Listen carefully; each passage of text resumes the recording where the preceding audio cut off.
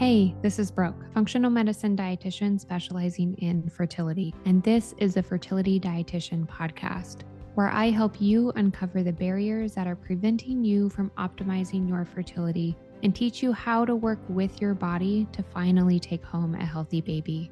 Each week, I will be diving into different topics on fertility and sharing my perspective on physiology, metabolic health, nutrition, and lifestyle approaches that have helped hundreds of couples get pregnant even after years of heartache. My goal is to empower you with the knowledge you need to take back control of your fertility. Happy listening. Hello, and welcome to another episode of the Fertility Dietitian podcast. I am chatting with Christina today, who is a graduate of my Master Your Fertility Program. So excited to talk to you, Christina. Thank you so much for being here. Thank you for having me. I would literally do anything for you. So here we are. It's been so much fun supporting you. I met Christina in the spring of 2022. So we have had quite a journey together, supporting her. And I'd love for you to share what your fertility journey looked like before we met, and just what led you to seek me for support. For sure. Yeah. So even before meeting you, had a very long journey. We had been trying naturally for, I think, almost 3 years. And I was just determined to not go the IVF route. I have my whole life been super into organic food and solving everything naturally. So my husband and I were really focused on trying to do that. And in the natural part of our journey, we also did a couple IUIs that didn't end up working. So that was the only kind of thing we tried. But I will say now, looking back on what I was doing, I got so restrictive because I started being so afraid to eat anything. And then my husband and I did, after I think about a year and a half of trying, it was something that I'm sure so many of your patients see. I was unexplained. They just couldn't tell me. All my blood work was perfect. Everything was great. My husband had some lower count and motility stuff, but it was nothing that would get in the way of us conceiving naturally. It just might take a little bit longer, was what the doctor said. But I was still, always looking to optimize. So we did this, we found this dietitian who one of my family members recommended. And we did this 3-month, now looking back, crazy restrictive program where we were eliminating pretty much everything. There was a portion of the diet where for like a month, I was eating like just a little bit of like vegetables and fruit and some meat. And then from that, I got even more restrictive. So I wasn't eating dairy. I was afraid of eating grains, let alone carbs. And I got very, very thin. And it was a very stressful thing on top of not being able to conceive, that added pressure of researching and not having success and just getting even more narrowed down with what we were doing. And then we did end up doing IVF after those 3 years of trying naturally. And I went into IVF so depleted. I was 31 at the time. And, again, all my blood work was great. The doctor wasn't concerned. He said we'd have incredible results when they did the ultrasound. I had tons of eggs. So he was really excited to get started. And then, we didn't know anything about IVF. We just kind of went into it blind. I usually am a researcher, but I didn't want to know any of the bad news or statistics. So we didn't really ask questions. We just went to this well-known doctor in Orange County and just trusted him completely and ended up not having great results at all. I think they got 8 eggs, 5 of them were mature, and then we made 3 embryos. And then we ended up doing a fresh transfer because we were so impatient. We're just like, we just want to have a baby. We want to get pregnant. We know IVF is going to work. It's going to be perfect. So we did a fresh transfer. And with that, I don't know how familiar a lot of your listeners are, but that's where you don't do genetic testing. You don't know the quality of the embryo. You just they make the embryo and then put it right back in a couple days later. And I ended up getting pregnant and then miscarrying about a month later, which was the most devastating thing my husband and I've ever been through, for sure. It was so hard. And, we have a healthy baby now, but it's still, just a really sad thing to go through. So anyone who's listening, my heart's with you, because it's really hard. But that being said, everything happens for a reason, because it led me to you. I knew that there was something not right I knew my body could be healthy and was healthy. It just needed the support that it wasn't getting, and I knew we could get great results. So after that, I took a pause on IVF. It was serendipity that I found you, because none of our friends had gone through IVF before. And so they referred me to following your page on this random couple friend of a friend who we talked to. And then right away when I saw what you were posting, I was like, this is my girl. I have to work with her. And so from there on, that's what led me to you. And that was our journey kind of prior to us working together. Sorry, that was so long-winded. It could be a 45-minute story, but that's as succinct as I can be. No, I told you I was going to cry, Brooke. It's totally okay. I appreciate you taking the time to walk through all of that before we met, because I know so many of my listeners and so many of the couples that I am currently working with, have worked with, resonate with that. A very similar story is having tried for years, trying to put IVF off, ending up going to IVF, and then not having a great experience, first experience at least, with it. So I appreciate you sharing that. And I know, unfortunately, so many can sympathize with loss as well. And having a loss around that 6-week mark is so common, and it also gives us insight for where to look next and how to better support your body. And so egg quality and female health, but also sperm quality as well, to help decrease loss, additional loss. We, of course, can't prevent it altogether, but we can do the best we can to try to decrease it from happening again. So I am thrilled that Christina found me at that time. It's been a lot of fun getting to know her and her husband and being able to support them.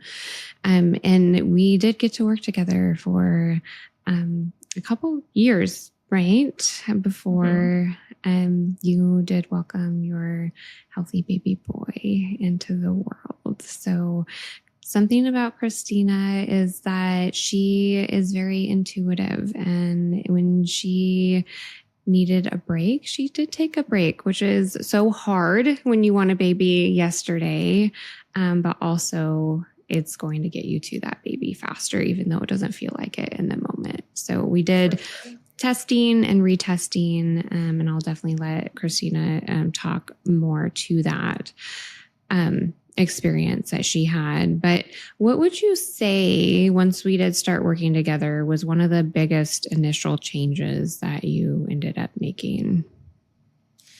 I think, first of all, on an emotional level, because through the fertility journey, so much of it is sterilized, and I just knew you wanted this as badly as my husband and I did. So having someone in your corner that feels like family just made it, I think, so much of what women and their partners go through. It's so sensitive, and you're just tightened. And when you're on a call with somebody who you can just kind of drop in and relax and know that they have your best interests, and it's not just, making money, it's a passion for them. So that was first and foremost. I felt so cared for, and that I could trust you too, because everything we talk about, which I love, you always have the evidence and the science to back it up. It's not like just cut dairy or just cut carbs. It's like, there's a reason why we're doing X or Y or Z, and it's very customized too. I think a lot of things you see on Instagram and through research is just blanketed. Everyone should take CoQ10. Everyone should take more folate. But that it was so customized and so much testing too that we didn't have access to prior to working together was also the biggest game changers, because while, fertility doctors are wonderful and serve their purpose, they don't look under the hood in the same ways that you did to optimize. And my husband, for example, after working with you, before working with you, he was on Clomid, trying all different supplements and everything. everything kind of had the same results where it didn't improve motility or anything. And then working with you in 3 months, we saw things increase, and he'd been trying for years to move the needle and nothing had worked. That's such a good point, as far as the customization piece, but also the emotional support piece. I think that is definitely a part of the support team that so many are not getting, unfortunately, because it's not like a traditional part of fertility support when you're going through what I call the conventional fertility protocol. It is very sterilized and you're just literally going step by step, and there's not that emotional support. And that customization piece, I think there's this big misconception that a fertility-friendly diet is just a fertility-friendly diet, and that's what, is going to work for everybody. But we have to look at where your body is starting and how to support your individual body in repleting nutrients and getting basically you being able to use those nutrients in a way that are going to better support fertility. So as Christina mentioned, she was coming in like pretty depleted, which like she now knows because of the restrictions in the diet that she was having. But we also learned that on testing, like where she was actually depleted and how to better support repletion and how just how our body's creating energy and sending those resources to fertility as a whole. So do you feel like your diet expanded once we started working together? 100%. Yeah, I was looking back before we jumped on just at the meal plans that you had put together for me and comparing to what I was eating before. I remember getting off that call and it took me a couple weeks to recalibrate my brain that grains aren't bad, and carbs aren't bad, right? And that you kind of had me pair for my own case. Obviously, I can't speak for what you find with other patients. Obviously, maybe sometimes that doesn't work for people. But I remember instantly after adding back in carbs with meals and, working with you for a couple weeks, I remember being in a yoga class and being like, oh, I don't feel exhausted. I feel like I have energy now. And I think I was just worn so thin before, and then having that energy boost too. And more mental clarity for sure. I also think, whether it was working with you or the diet or a combination of everything too, like you said, I had a lot more patience because, I remember in our intro call that you wanted some people who are committed and, this is going to be a couple months that you kind of have to stick to this. And in my mind, I was like, I want to do a transfer right now before talking to you. And then I was like, no, my body needs time. I really need to wait. And I'm so glad I did because, it all led to baby Casey. So it was all worth it. Definitely. How old is Casey now? He just turned 8 months yesterday, and he is so fun, just all boy, crawling, total maniac. Every morning when we wake up and see him, he's just looking up at us and smiling. And then the second we put him down, he's just smiling from the moment he wakes up to when we put him down. He's just the happiest boy. It's so fun. It was worth every second of the wait, for sure. I remember one of my girlfriends telling me, once you have your baby in your arms, you won't look back on the journey. And I was like, how can that be true? This is so painful when you're in it. I just couldn't imagine not feeling sadness or resentment looking back on our journey. And now having him, I'm like, oh, I would do those 5 years all over again in a heartbeat. Like, no question. I wouldn't have changed a thing now. Yeah, they are so fun. I mean, and they do arrive. You don't know it when you're going through it, but they arrive at the perfect point in time, the time that they were meant to arrive. So all of those challenges leading to that BFP, but also definitely that healthy baby, definitely in a way starts to make sense for a lot of people. For sure. And I think, working with you, I'm a better mom too, with nutrition and, what I'm feeding him now since we started solids, right? It's just so different than if I hadn't have worked with you and hadn't have learned all of this, right? It's setting having him, right? The fertility journey. I know our embryos were so much healthier because of it. And then pregnant, and now having him too. It's just was all meant to be to have him set up for so much health and success. Absolutely. That's such a big positive side effect of having the time, like the preconception time, to really work on your health and your healing. You absolutely are supporting the lifelong health of your future tiny human once they do arrive, for sure. We're talking about embryos. We ended up working together for a while, and then you ended up doing another retrieval, right? Yes. How did that go? Yeah, I think this is just the best because you and I are both so into evidence-based, science-based stuff, right? Before and after, cause and effect. And so again, before working with Brooke, I was 31, did IVF. We made 3 embryos, only one of which was genetically normal. And then when I got pregnant, had a loss, we did a transfer like 6 months later, and that embryo was like very, very low quality. Again, I was 31 and healthy going into it. So we were so confused that transfer didn't work. And then with working with Brooke, changing so much about my diet, how, we operate with how we, going through like more meditation and focusing on my mental health too, right? All those pieces. It wasn't just physical, because I just was running so raw with everything, with work and life and everything. So going through all that, then we found, not only working with Brooke, we also found a new fertility doctor, which was, besides for working with Brooke, the biggest game changer for my husband and I.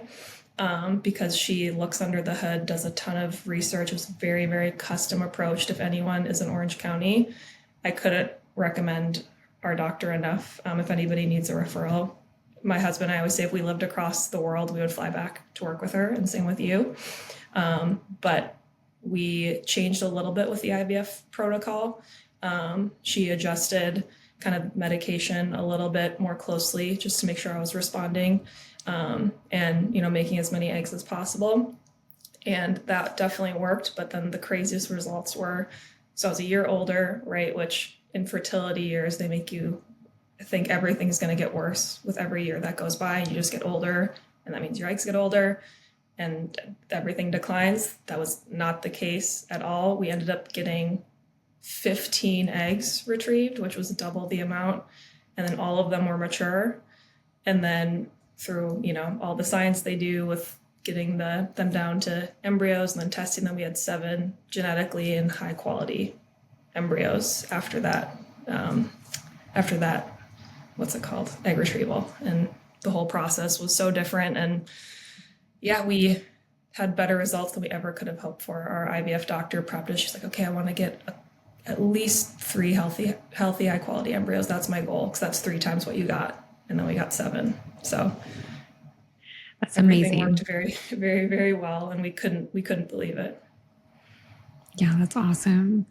That is a really big difference. And it definitely speaks to your commitment and your husband's commitment to the nutrition and lifestyle changes that you were working on. Certainly like working with a doctor that was more in tune to you guys as individuals absolutely plays a positive role in that too.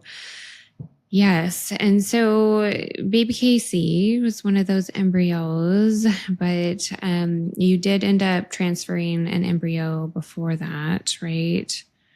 Yeah. So a couple months after, because we wanted to celebrate the win instead of rush right into a transfer, and also give my body time after egg retrievals, because, a lot goes into that, right? So I wanted to make sure we gave a couple months to just chill and get centered. And then we had a transfer not work, which was, people who haven't gone through IVF don't know that it feels, everybody's different, of course, but it feels very much like a miscarriage, right? Because you have the embryo, you're so hopeful, it's in your belly, and then it doesn't work. And that was so heartbreaking, just because we were on this high of everything going well. We thought everything was lined up. We just were so certain it was going to work. And then, God and the universe, for whatever reason, had other plans. And it was, again, all looking back, how it happened was all very meant to be, because after that, I took another couple months off and we went into our doctor a couple months after that transfer didn't work.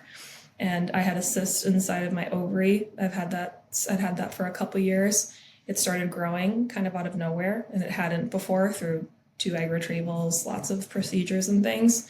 And my IVF doctor was heartbroken for us. She was like, I think you might have endometriosis. This looks like a flare-up. And prior to that, so to take a step back, after we did everything right for this egg retrieval. We did all the testing, Alice, Emma, Receptiva, I think all those are the right names. And Receptiva tests for endometriosis, and that was negative. So the test was wrong, which kind of makes sense because endometriosis, now I know, grows outside of the uterus, and the test scrapes inside the uterus, so it's not always right, is what our IVF doctor said. So we ended up, it was a very hard choice because I didn't obviously not want to have surgery, and that would put us, a couple months behind. But I had always, since I was about 21, had horrible period cramps and nothing worked. I literally tried everything for my whole life, from Chinese herbs, acupuncture, restriction, adding things, every supplement on the planet, and nothing helped. So that was kind of my light bulb when my husband and I were deciding what to do, was, well, this can't hurt our chances. And also, at least I won't have bad period cramps, hopefully, anymore. And so we ended up finding a surgeon in LA through a referral from an acupuncturist of mine who specialized in endo, which was such a blessing. Again, looking back, the surgery wasn't for the faint of heart. It was, a little bit of a tough recovery for a couple days. And then I think about a month later, I was totally fine. But yeah, I had endometriosis growing on both of my ovaries, but nowhere else. So was thankful for that. It hadn't spread super far, but all of it was removed. And then I knew I needed a little bit more time just to heal from that surgery. My IVF doctor wanted to go in 2 months later, and I just knew my body wasn't healed yet, and mental health wise, I wanted to get into a better place. So we waited until the new year, and then finally my IVF doctor, who we trust at the same level of Brooke, she was like, Christina, I think we kind of have to do it now. You did this whole surgery. We can't wait 5 months, let's get back in there. And I was like, okay, fine. Like, I'm scared, but I'm ready. I'm never going to feel 100% after what we've been through. I kind of realized that. I thought there would be this light bulb of, okay, like everything's perfect and I'm ready. And that's just not going to be the case when you've had a long journey, I think. And then, yeah, we did our second transfer with that batch of embryos. And I'm trying to think what we did differently. She did estrogen priming. I know with the egg retrieval, that was different than we did before. And then with this transfer, what we did was, I forget what it's called, Brooke, you might know. It's where I did like a fat injection with like egg whites and stuff a couple times. Do you know what that's called? I forget. I don't know the technical name for that. No. But yeah, I think that was the only thing we did differently for this transfer. And then she also, which I never like taking medication, but my doctor knew me too well, and she was like, I'm going to give you a Xanax before the transfer, so you're really relaxed. And we also had my acupuncturist come in before and after, because they work, my IVF doctor, acupuncturist actually work together. So she came in before and after the transfer, which I think I was just so relaxed because I had a Xanax for the first time ever, and then had acupuncture. So I was just like so chill that day, took a nap, which I can never do.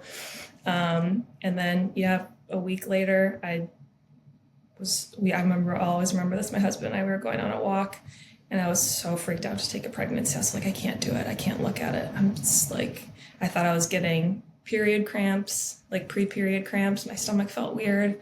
I had spotting the day before, and I was like, I can't do this again. And then, so after we went on a walk, peed on a stick, and I was like, Kyle, I can't look at it. I can't look at it. And then he looked, he's like, you're pregnant. And I just always remember we both like collapsed to the floor. And it was, besides for meeting Casey, it was the happiest moment of our life. It was just everything. Like, we just both felt this like weight release, because we knew everything would be different. It was just that like intuition of, okay, this time everything's going to be smooth and okay. And it was for the most part. So yeah, sorry, I don't even remember what your question was. That was, I hope I answered it. It's okay. I don't either. That's the best news though. Yes, finally got that BFP. And in between all of the retrieval and the transfer and everything, Christina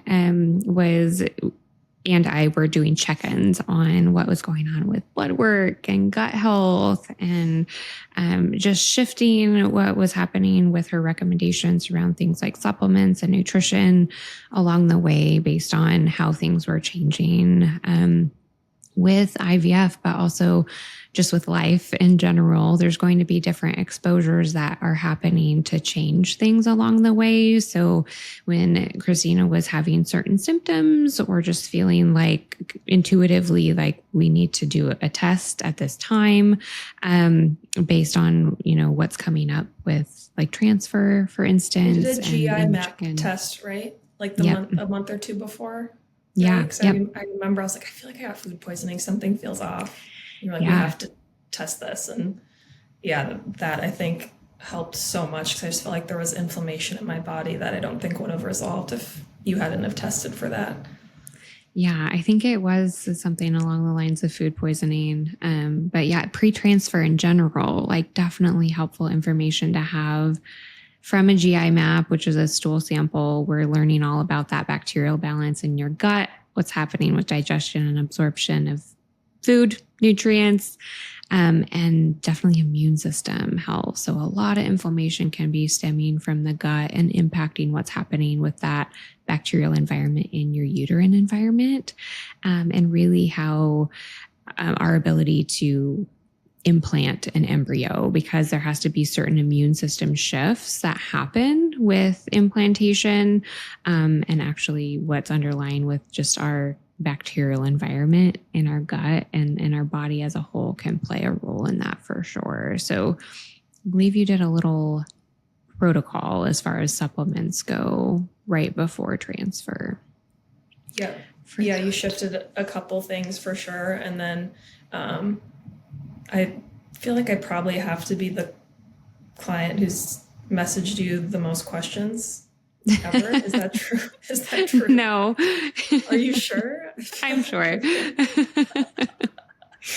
Because that's the other big piece, Brooke, that I hope I've, always told you how much I appreciate you. And, I don't know if little Casey would be here if it wasn't for you, for sure.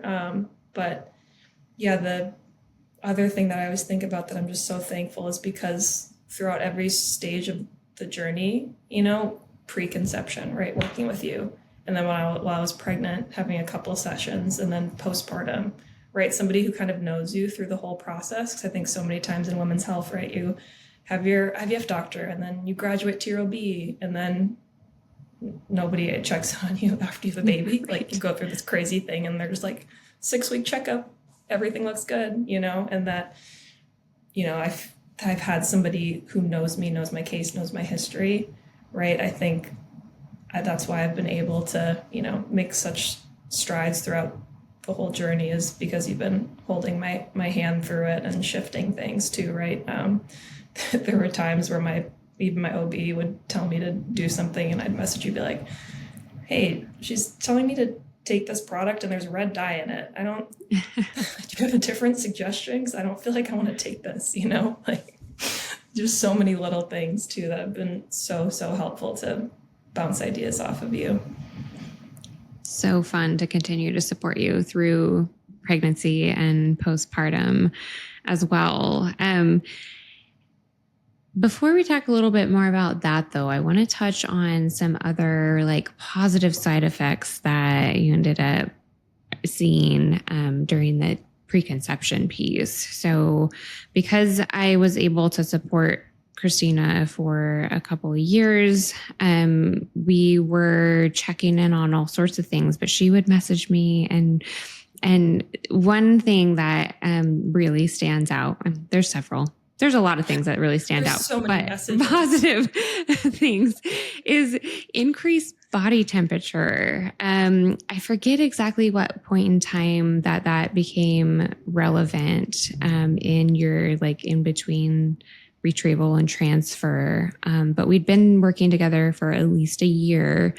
And I think you had just gotten back from a vacation and noted that you're not feeling cold all the time anymore. You don't need a jacket all the time anymore. And that your basal body temperature had actually increased also. So not only are you feeling it, you're seeing it. I forgot that happened. Like, that's the craziest thing with symptoms. I've been cold my whole life, like cold hands and feet. And I just thought that was how I was wired. And you're right. Now I totally forgot. But yeah, I came back from a trip after, I think, eating differently, supplement deletes and adds, right? Just all the lifestyle change. I was like, oh my God, I'm not cold anymore. I used to always have to have a sweatshirt on. And I think part of that too, I was just so undernourished, right? So gaining some weight back and eating correctly, right? I think my system just got so regulated working with you. And then also, now that I'm remembering too, my period cramps weren't ever great, but I would have a lot of clotting. And then I remember after like 6 months of working together, I didn't really have big clots coming out anymore too, which was a huge, huge shift that I just, again, as women, you just kind of think things are normal and nobody has a solution for you when you go to the OB when you're younger. So you're like, okay, this is how it's going to be. And those little things that end up being big tweaks, right, for our body that we just needed but didn't know there was a solution for. Yeah, it's crazy when we learn that things are not normal or might be common, but not normal, which is a super important distinction throughout everything, women's health, I would say. Yes, definitely a positive sign. And then the one or a couple other things were you used to have a lot of headaches, right? Yes. Yeah, I struggled with really, really bad migraines for a couple years and neck pain. This was even pre-concept or pre-trying to conceive. It was in my late 20s. And I tried to fix it for so long and little things would help here and there, but it was still a pretty consistent thing. And I think a lot of it for sure was stress and not eating enough, I was avoiding a lot of meat too, which now is just crazy looking back on what I was eating before. I was probably eating like 20 grams of protein a day. I'm not kidding, like best case.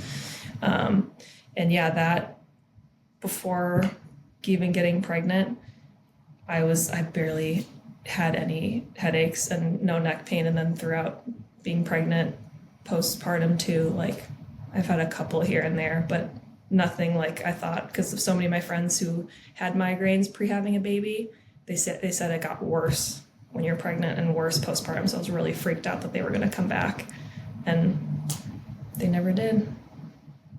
Yay for not coming back. That can definitely be, there's various triggers for migraines, but sometimes they are triggered by certain mineral imbalances and depletion, even just like nervous system response, which also plays into what's happening with your whole mineral response.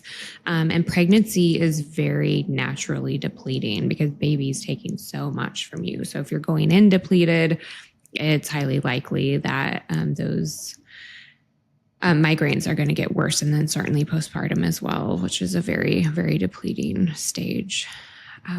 Also. So yay for no more migraines or neck pain, or very much less frequently anyways. Oh, yeah. Like I get them probably like 2% of the time that I used to get them, and it's usually from, a stressful day, right? Or something triggering it, it's not from just like a random headache like I used to get where there was no rhyme or reason. Now I'm like, oh, I know exactly why I got a headache.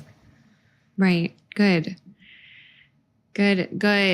So overall, what? Oh, sorry. I think one of the, thinking back to of when I would get headaches, when I do a mineral cocktail and just have more magnesium and the kind of magnesium, because I always would take a magnesium supplement, but it was the magnesium glycinate you had me take, right? And now if I'm ever feeling like, ooh, I might be getting a headache, if I do a mineral cocktail, 9 times out of 10, it just goes away. My husband's like, just take an Advil, it's fine. I'm like, I'm just going to do my cocktail first and then we'll see. And that usually takes care of it, which is just insane. Those little shifts that can have such a big impact.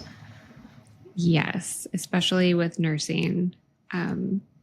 Those mineral balances can change. But yeah, any stage, the minerals are super supportive, which can definitely correspond with stress. Anytime we're under internal or external stress, we're using up more minerals. So if those are depleting kind of in the background, we might get a symptom like a headache. So that's awesome that that's continuing to work for you too.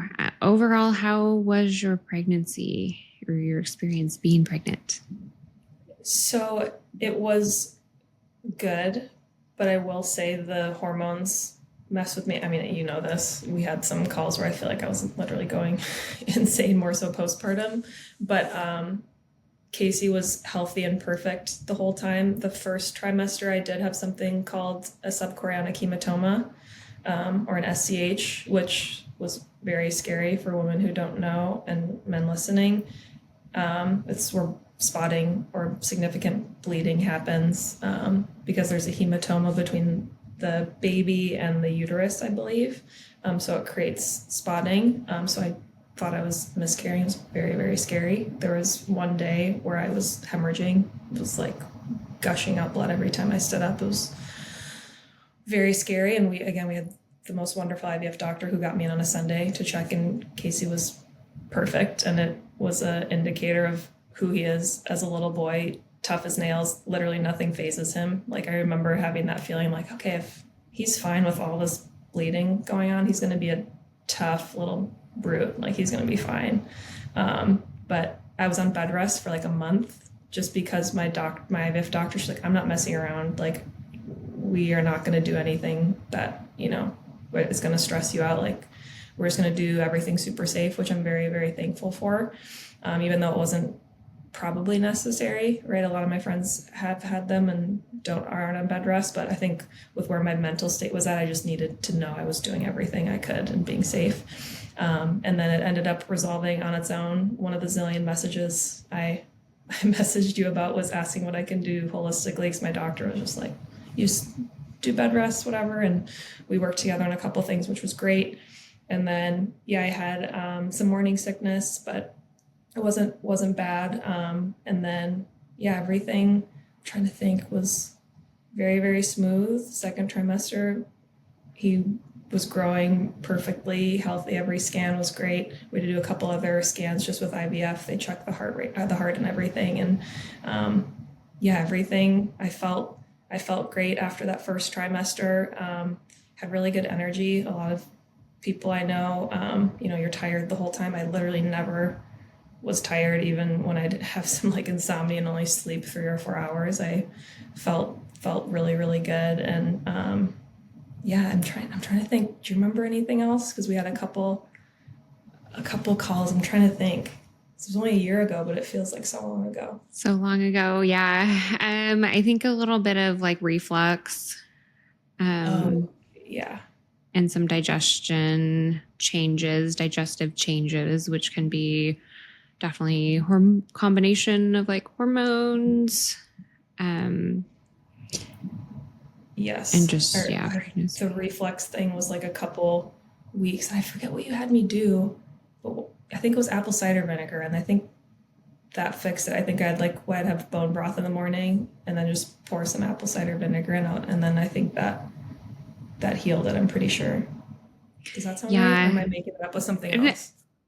I don't think you're making that up. I don't remember what exactly helped you, but a lot of times like bitter foods and apple cider vinegar, which is like a bitter also, can stimulate our enzymes.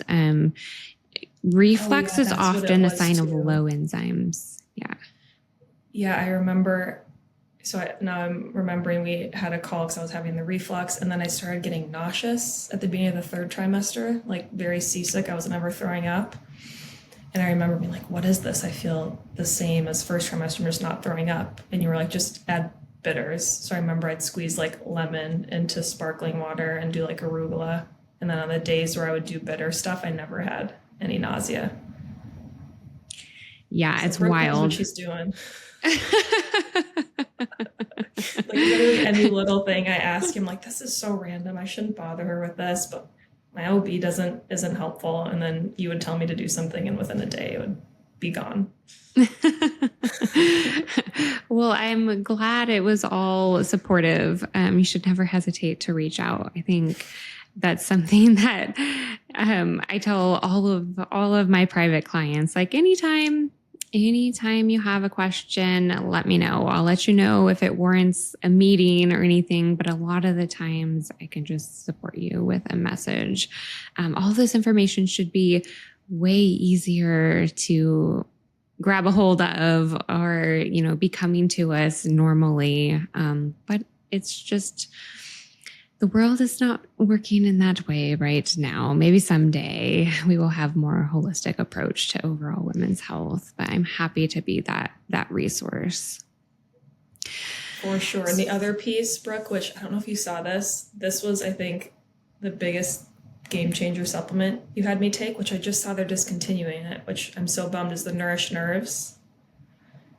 That supplement got me through anytime I was anxious in the fertility journey and pregnant. Taking that was like instant edge off. If I was spiraling, that was like instantly would fix it. So I'm really sad they're not making that anymore, because that was such a good recommendation by you. I love that tincture as well. I'm super sad that they're discontinuing it too. I do have a substitute, so you can message me if you want. I don't know, Brooke, how with certain things, right?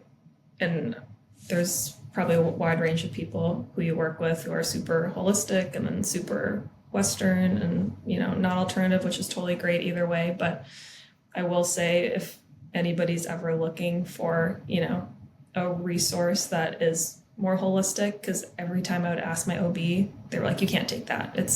There's no studies. It's not safe, And then when I would reach out to you, I just knew, like, okay, I know this is safe because Brooke knows the science, right? Like, this herbal blend is safe, and they make you think anything you take that isn't Tylenol or Pepcid or something is going to harm your baby. There's so much fear, I feel like, that is put on women when they're pregnant.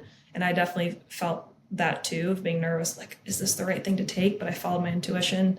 Same thing with when I was in the first trimester, I forgot to mention this, when I had the SEH, I took, because my acupuncturist has been studying Chinese medicine for like 30 years. She was like, just trust me, this thing is called Secure the Fetus. It's this it's this Chinese medicine blend. And within like 5 days, my thing started shrinking. 2 weeks, it kept growing and growing, right? So anybody who's listening, if you ever have an intuition of exploring something alternative and your doctor makes you nervous, just do your research. And everybody has different comfort levels, right? But I did things that were very different than what my OB told me, and my son is downstairs. I can hear him laughing right now, and he is perfectly healthy. And we did things my OB said, didn't have research behind them. So yeah, a lot of, say conventionally trained doctors are very hesitant with herbs, but we actually do have a fair amount of research around a fair amount of herbs that can be extremely supportive, and definitely don't have the side effects of some things that our traditional doctors are comfortable with, like our Tylenol or our Pepcid. Like, those have a fair amount of side effects. So yeah, definitely listen to that intuition, and don't be afraid to seek additional recommendations elsewhere, because it can do a lot of good, no matter what phase you are, preconception, pregnancy, postpartum. throughout the whole journey for sure. All right, Christina. So if you were to be chatting with somebody who was in a similar place that you were before we started working together, so having already had a rough journey, rough first experience with IVF, what would you tell them? Do you have any advice for somebody that might be in that spot or a similar spot? Yeah, I would say if being a mom is on your heart and you know you want that for yourself, do not give up. Even when it gets hard, pause, take breaks, don't rush. I learned the hard way that rushing your body to get somewhere isn't going to necessarily get you the results you want, but being patient and mindful and just envisioning that baby in your arms and knowing it might not be next month that you get your positive pregnancy test. It might be longer, but just know that, if you make the tweaks and stay committed, it is very, very, very, very likely and possible that even when things seem dark and like they're not going to be possible, that I thought this wasn't going to happen for us, and it was a 5-year journey from starting to getting pregnant, right? And it is a long journey, not for the faint of heart, but it is so, so, so worth it to keep going and stay committed, because having a baby, especially after having a long journey to him, you just cherish it in a way that, I don't think I would have if it would have happened really fast. And also following your intuition and your gut, just because your doctor tells you to do something, if you have a little hesitation, listen to it, ask questions. Just because your doctor tells you to do something or it's their advice, that doesn't mean that you can't have an opinion, that you can't advocate for yourself and do your own research. Because looking back on the first time we did IVF, right? And so many times that's so great, right? People go into IVF and it works the first time. It's not saying, everything's going to be in the way that it worked out for us. But now looking back, I wish I had done more research on not only the doctor, but also the process, and really understood what questions to ask and how to support my body. And also, I would say too, which I wanted to mention, is I feel like now looking back, I had so much shame that even after working with you, and I was so hopeful, like maybe I'll get pregnant naturally between, this IVF and egg retrieval, and knowing that it's okay to do both, right? Some people, a high percentage of your clients work with you and don't need IVF, even when they were told that's the only option, which is the best. And I was selfishly hoping I was going to be one of those cases. And maybe I would, who knows if we would have kept going. But I think going at it from both angles is okay, and you're not giving up or failing just because you need additional Western support. Both can live together. And, I just felt like that was hard for me to wrap my head around for a little bit. For sure. Yeah. IVF and just reproductive technology as a whole, like even like your IUI or medications to support your cycle to conceive, they are amazing tools. And we do know that they work even better with the nutrition and lifestyle approach combined with them. So, you might not ever be in a place where you are feeling like, yes, IVF is absolutely the answer. But if you're at a point just in your life that it feels like it's a good next step for you, giving it a shot can be very worthwhile. And it doesn't mean that everything you've been doing to support natural conception isn't going to pay off, because it absolutely does. In egg quality, and I mean, Christina is a prime example of what it looks like to have a retrieval depleted versus a retrieval after, really focusing on adding a lot of foods back in and increasing protein and minerals, and getting a lot more embryos, healthy, genetically perfect embryos. And yeah, so it speaks a lot towards how you can support that reproductive technology piece with nutrition and lifestyle and a more holistic approach for sure. So it's been the other piece. Oh, sorry. Just one other little thing that I thought of too is I was very private with my journey, and I think it was everybody operates differently, right? But I would just say that sometimes people love to give advice and it's not helpful. So I was really mindful of who I kind of trusted. So just making sure that women don't feel alone, that you have a team, whether it's a best friend, your husband, therapist, a Brooke, just so you're not doing it alone. Because I think for so long I was trying to bootstrap it on my own, and it was really isolating and hard, especially because when all of your friends are getting pregnant around you, nobody is having issues and you don't have anybody to ask. Like, you need to have somebody to talk to, even who's not your husband. Like, I had someone who specialized in fertility, which again, sometimes with access, I know that's not realistic for everybody, but if you do have the means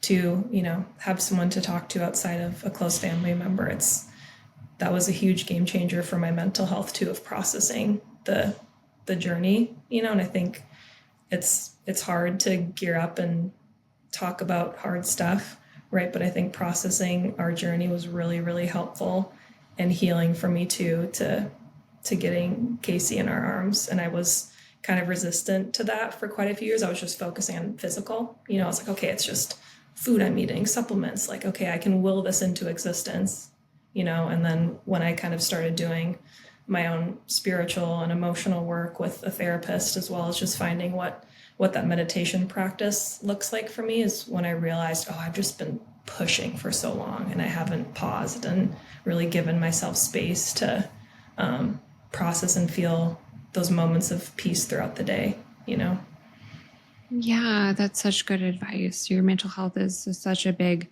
part of it.